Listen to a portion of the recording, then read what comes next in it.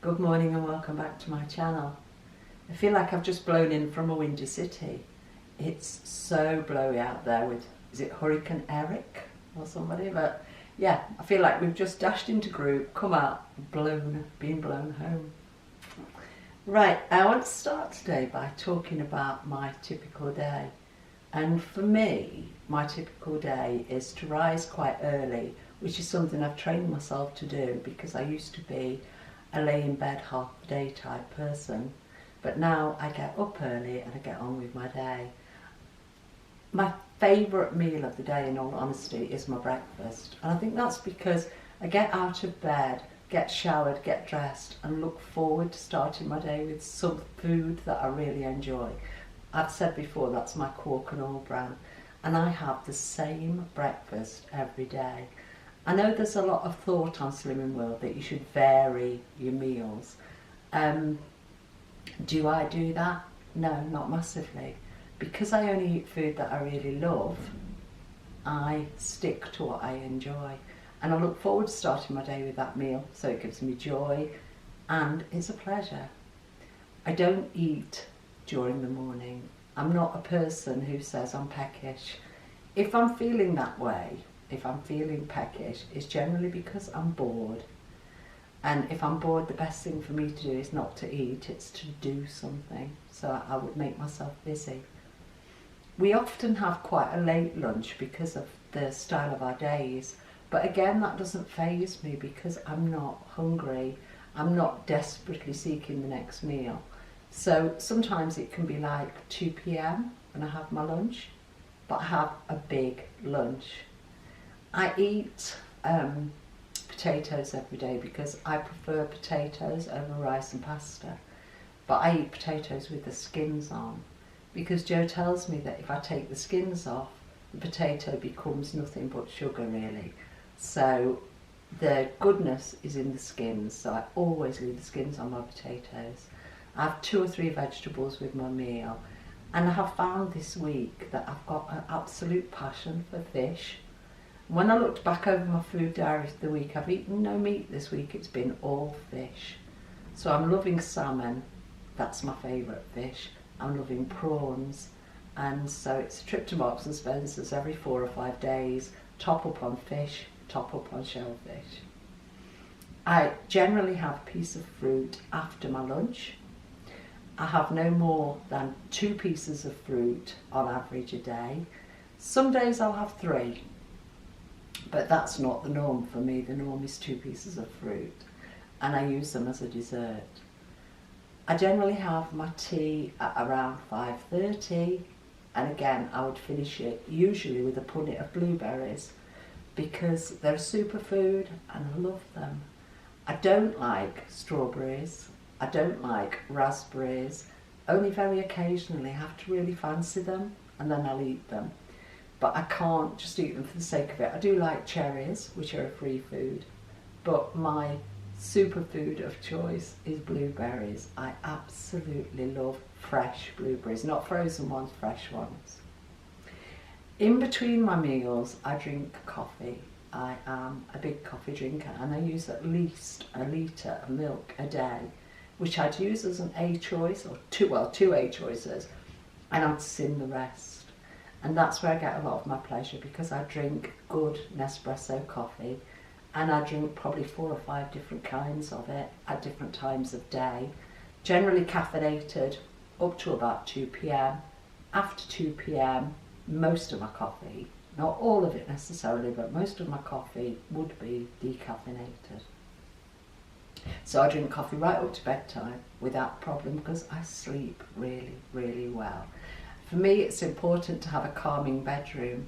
It's important to have a clean bed. I change my bed at least once a week, and I pride myself on having a really tidy, clean bed.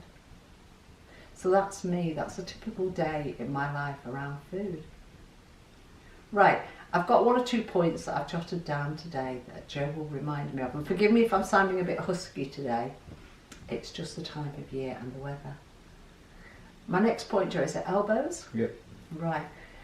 I don't know if ever when you were small, your mum or your grandma or your dad or anybody said to you, take your elbows off the table. It was a regular thing in our house. If we were eating and elbows went on the table, my mum would say, elbows off the table. It was something she just wouldn't tolerate. And it was funny because Joe brought up the subject earlier in the week about elbows on the table. Now, I'll be honest with you, most of the time I don't eat at the table. I tend to eat off my lap, but I don't eat with my food down on my lap. I eat with my plate here. I hold it in my hand. And I have something called a spork, which is part knife, part fork, can't say it, part knife, part fork, part spoon, because I tend to eat with my right hand. Not if I'm in a restaurant, I'd use a knife and fork like a normal person, but if I'm eating on my lap, I have a spork. Now, Joe told me earlier in the week that often these old wives' tales, like elbows off the table, have a genuine meaning behind them.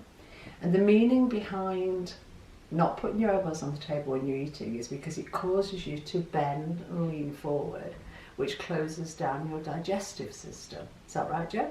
Well, it makes you like lean forward and like press the front of your rib cage down into your stomach, and it can just cause a bit of like so it causes stress your food. on your digestive system, yeah. And stress on your digestive system causes difficulty in digesting food. So yeah, an old wives' tale that genuinely means something, and I'm really conscious that I should not be doing that. I should not be leaning forward when I'm eating. I used to often have one of those lap trays, which caused me to eat like that. So obviously it was doing the stress on the digestive system. So I know that when I eat, I tend to hold my plate higher. Right. Also, that stops me dropping my dinner down my top, which I'm very good at. If you're a busty person, it's easily done. The next point on my list is why I don't drink when I'm eating.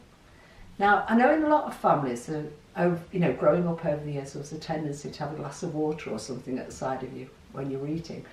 But in our family, we never did. My mum used to encourage us to have a drink a while before we ate.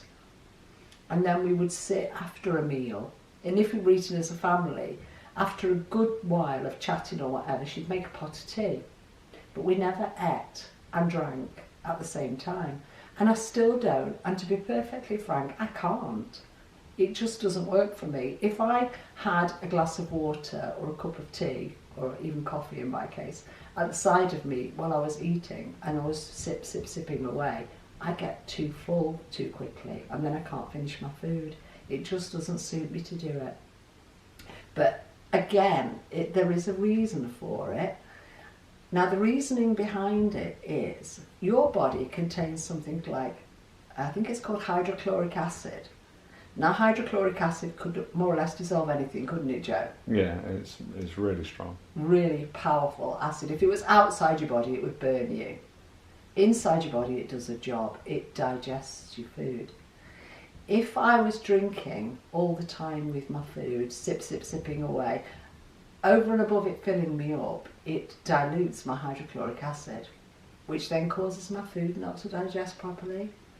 And years ago, when I was a Coca-Cola drinker and I'd have a can of Coke with everything, I used to have terrible problems with digestion and like reflux, like heartburn, like indigestion. I always had a box of Rennies in the kitchen drawer because I always had indigestion. Since I consciously made a decision to stop drinking Coca-Cola, and I used to blame the Coke, and I don't think it was the Coke, it was just the fact that it was liquid. But since I stopped doing that, I don't have indigestion. I don't have problems with heartburn anymore. I think a lot of that was down to being obese, because it does cause problems when you're carrying too much weight. But I feel so much better for not doing it. So if I'm going to have a drink now, it would be half an hour plus before I ate, or it would be an hour or more after I ate. So consequently, and as a result of doing these things, my digestion is so much better. Right, did I have another point after that, Jen? Yeah, chicks. 3 or 4 weeks ago I mentioned on my vlog that Slimming World were bringing out their own frozen chips. So you can throw them in your Actifry, throw them in your oven. I think the cooking instructions are to spray them with Fry Light or similar and cook them in the oven. Now that doesn't really affect me because I'm not a chip eater, but the one thing I did query on that occasion was, what is a portion? And would Slimming World give any idea about what a portion was from the size of bag that they sold us? Now apparently, and thank you to a lady who commented on my channel, it was most helpful. Forgive me, I can't remember your name off the top of my head. A bag of Slimming World chips from Iceland is 1 kilogram. Recommend 4 portions, which tells me that we should be looking towards 250 grams and not more for a portion of chips. And again, I know I go on about this on my channel, I go on about portion sizes, but I do believe one of the biggest keys to weight loss is the quantity of food we eat. Now let's face it, most of us, excuse me, that's my mobile, most of us could eat way more than 250 grams of chips. I could, but I choose not to. I've been known to eat a whole bag. Oh yeah, I remember the days of Tesco frozen chips. Sainsbury's. Well, Sainsbury's was it? Yeah. Frozen chips, and you used to just cook the whole bag, didn't Cook you? the whole bag. So that would have been 1 kilogram. And you said then you could have always eaten more, couldn't you? Oh yeah. Because they're that kind of food, aren't they? You know, hand to mouth, fork to mouth. And they taste good. And your brain goes, I'm enjoying this, give me more. And again, a lot of the chips that we would buy, frozen chips, would have the skins removed. Now the Slimming World ones do have the skins left on, which is a good practice. And something Joe and I were just talking about as we had a quick coffee before doing this vlog was about the way our bodies react and the way our bodies process sugar. And it surprised me when Joe just said to me in the kitchen, if you take the skin off a potato, it just becomes pure carbohydrate with no fibre, and your body will just treat it as that, sugar. So I talk about quite often being low sugar or almost no sugar. But of course, natural foods create sugar. Another point Joe just made when we were in the kitchen, which surprised me. What is white table sugar made up of, Joe? Fructose and glucose. What is fructose? Fructose is fruit sugar. What is glucose? Glucose is like starches. So glucose is carbohydrate? Yeah. Like rice? White rice? White, yeah, anything like that. So like rice, pasta, potato, they're all starches, they're all glucose. Which is sugar. It's a different kind of sugar, but sugars are just made up of chains, and a different number of chains makes up a different type of carbohydrate, doesn't it? Yeah. Yeah. So like it's better to have starches than sugar because it takes a little bit longer to digest and should keep you feeling a bit fuller, but yeah, it's just chains of sugar. Yeah. So this is why when we eat potatoes we should leave the skins on, because that's then including the fibre which slows down the digestion. Yeah? Yeah, keeps you feeling fuller a bit longer. I'm learning. It's a long job, but I'm learning. So, yeah, what was I talking about in this Chips. Chips, yeah. Back to chips. So I suppose a little tip is, if you're going to make your own chips or you're going to buy frozen chips, buy the ones with the skins on, because they'll keep you fuller for longer, and it's not just like your body processing sugar. Yeah. So much to learn on this journey. When I first came to Slimming World, I thought it was just about, you know, simply follow the plan, eat loads of free food, eat your speed food, whatever. I love speed food. I love vegetables, speed veg. But there is so much more to it. And I think when you've been around for as long as I have, and I'm, you know, 3 3/4 years at group, you learn these things. And if you want to take it a bit further because you've got the weight off and you want to keep the weight off, it's interesting to just go further into it all the time. If I had started Slimming World, and I started Slimming World as a vegan, it didn't last for only more than a few weeks because I found it too difficult. But if I had started Slimming World 3 3/4 years ago and I was still eating the same foods in the same fashion today, I honestly don't think I'd be at target, let alone maintaining target. And I've been maintaining target for over 3 years. I think there's so much more to Slimming World than just eating mince and chicken and adding different sauces and varying your sins by, shall I have chocolate or crisps? if you want to delve into it, if you want to live this lifestyle for the rest of your life, you have to take it further than that. I think that's a really good jumping off platform. It's a great place to start. But I would say to anybody, if you're struggling to get to target, if you're struggling to stay at target, look at how differently you're eating today from how you were eating when you started this plan. I think we need to evolve within the plan, and I think the plan allows us to do that. Yep, did I have another point? Results? My results. Well, quick overview of my week. We've had a good week. We've had the normal life stresses. We've had the normal life joys. We've had good food. As I just said, I've eaten fish this week and I've loved it. But I didn't consciously decide at the start of the week that I'm going to eat fish all week. It's just gone that way because I've chosen meals that I really love. I've eaten potatoes every day because I love potatoes. I don't eat white pasta because it doesn't like me. I don't eat wholemeal pasta because I don't like it. I'm not a big fan of rice. I would eat it if I was out, if I went for an Indian meal or something like that. I would never combine it with another carb. So when I go out for an Indian meal with my friends, they would possibly have rice and chips because we do. That's kind of the Western way of eating an Indian meal. I don't combine two kinds of carbs like that. I would probably just go for boiled rice. I might have a poppadom because I like poppadoms. I used to love Peshwari naan, but I know today that it won't do me any favours, so I choose not to have it. On a daily basis of eating only food that you love, I never regret a meal, I'm never hungry, and I don't have any cravings. And I don't say that lightly because it's a bloody miracle.